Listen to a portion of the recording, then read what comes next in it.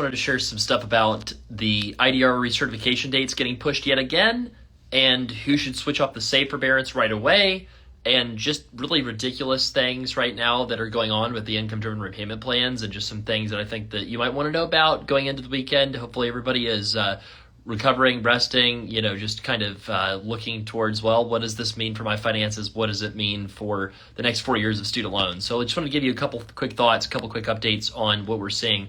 So income-driven repayment recertification looks like it's getting pushed out again by the Biden administration to as late as January 2026. So we literally saw a borrower today that got a thing in the mail, basically, or I guess technically a thing in the email that said, your recertification date was January 2025. It's now going to be January 2026. There's just one big problem with that. Biden's not going to be president in 2 months. President Trump is absolutely going to ask borrowers to recertify their incomes a lot earlier than 2026. I would not be surprised if they don't ask them to recertify essentially immediately once you get a new Department of Education leadership in place. The reason that our borrower got notified that they're not going to have to recertify their income until January 2026 is because of quote-unquote ongoing litigation. Well, the 8th Circuit's probably going to make a decision pretty soon here, probably within a few weeks, maybe even before January 20th with the new administration changes over, and the new administration could very well just decide not to appeal their ruling at all to the Supreme Court and just let that very conservative ruling stand. So if I was Department of Education for Biden right now, probably the smartest thing they could do would be to drop the freaking save plan completely. Because what's going to happen is it's going to go away no matter what, right? It's toast no matter what happens. But by them doing all these rules, the 8th Circuit gets to rule on it and possibly say that the whole ICR statute is legal, which would block any further plans in the future and the pay and repay plans that existed before. So you might be saying, oh my gosh, this is nauseating. What do I do? Well, if you're on the save plan forbearance and you want to get forgiveness, get onto IBR, income-based repayment, if your payment looks reasonable. So go to studentaid.gov/IDR, and you can apply at studentaid.gov/IDR for the IBR program to get active credit towards forgiveness instead of just waiting around, staring at the wall, right? So that would be the thing that I would say, for now, is we need to get people off the save plan forbearance onto income-based repayment. Income-based repayment, IBR, is in the law. It's a statute. You can't get rid of it. Without 60 votes in the Senate, that is, because the filibuster exists.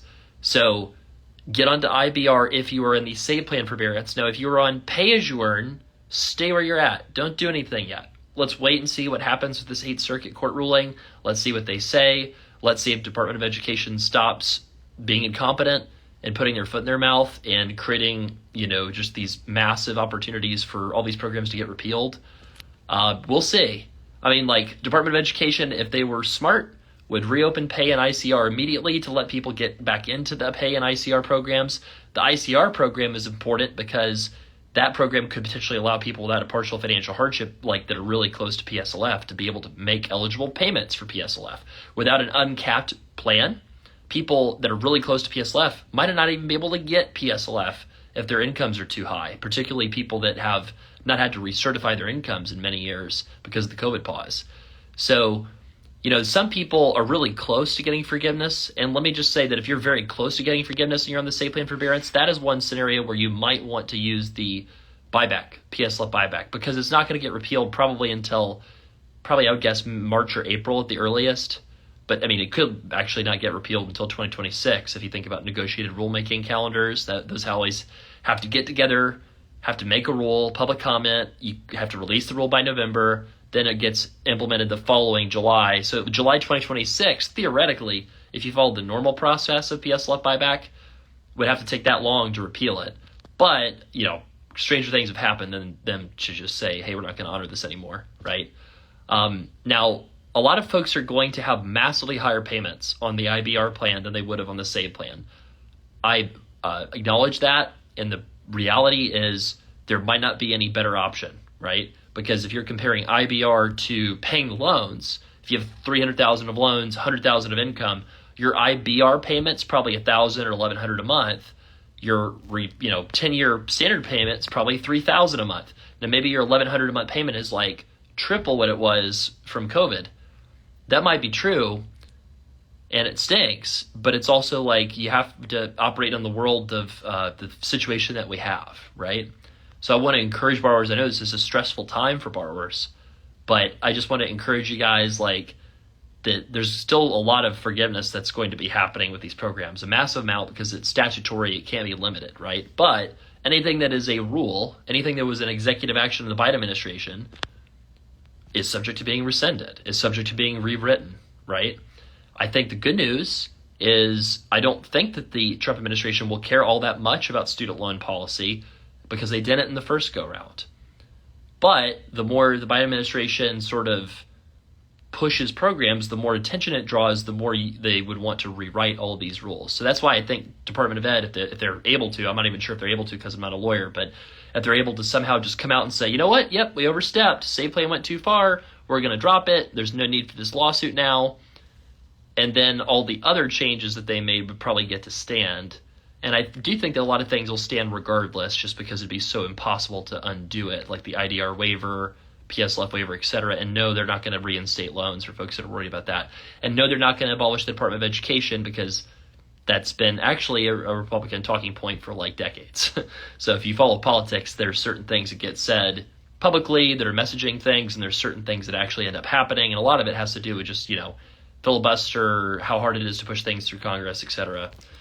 I'm going to look for a couple questions here. So a lot of people are waiting on their IBR to be processed. This is completely Department of Education's fault. Okay, just to be really clear, this Department of Education has been extremely arrogant. I just want to say that.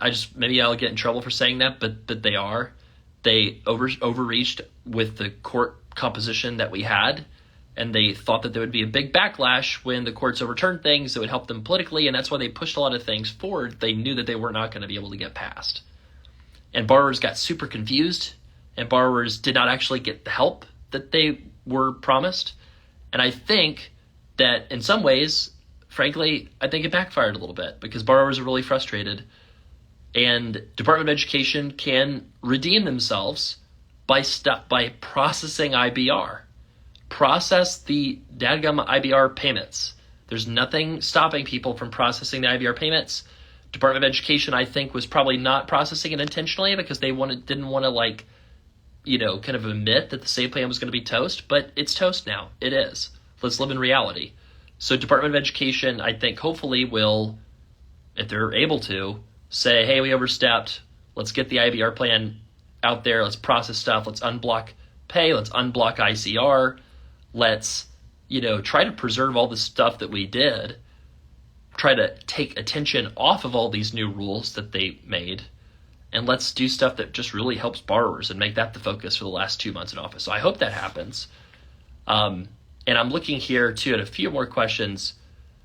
So there, for the Save Plan forbearance, the reality is there's some rules that go through negotiated rulemaking, and I'm going to say that there's some rules that just get made up because YOLO, because why not, because vibes.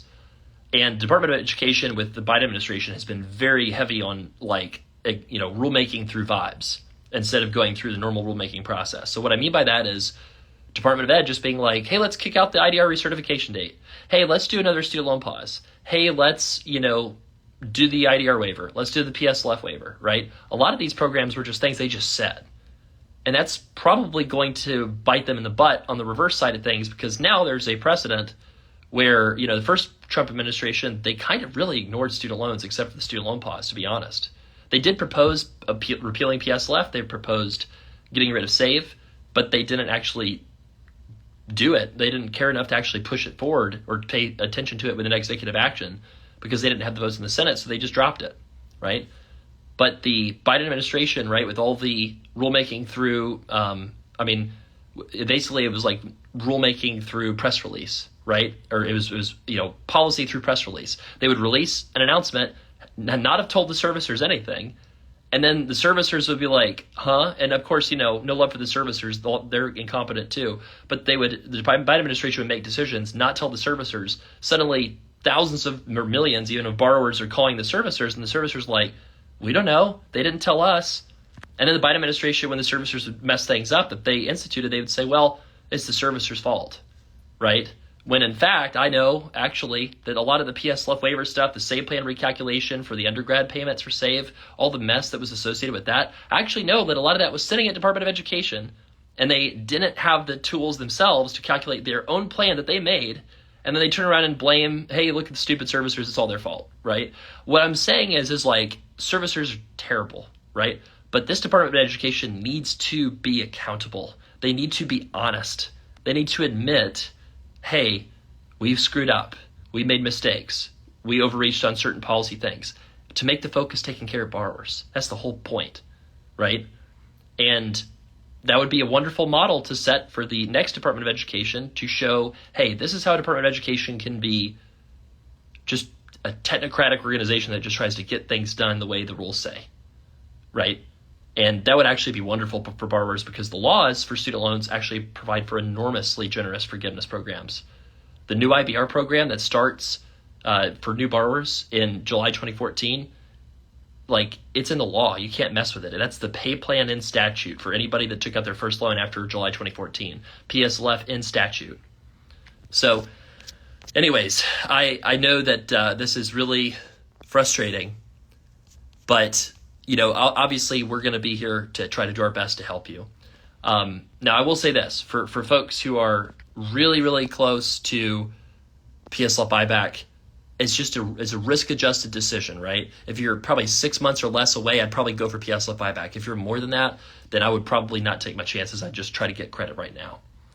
So if you have other questions about the frustrating state of student loans, put them in the comments. And let me just say this. Let's all take a deep exhale, try to rest, relax, have a good, hopefully 3-day weekend for you, Veterans Day. And thank you so much for following our content. Thank you so much for your thoughtful comments and questions. Deeply appreciate you. We want to make sure that you are protected during these next 4 years to get the best for your student loans that you possibly can, just like we tried to help protect you for the prior 8 years for your student loans. So thank you so much. And any questions or comments, put them in the chat.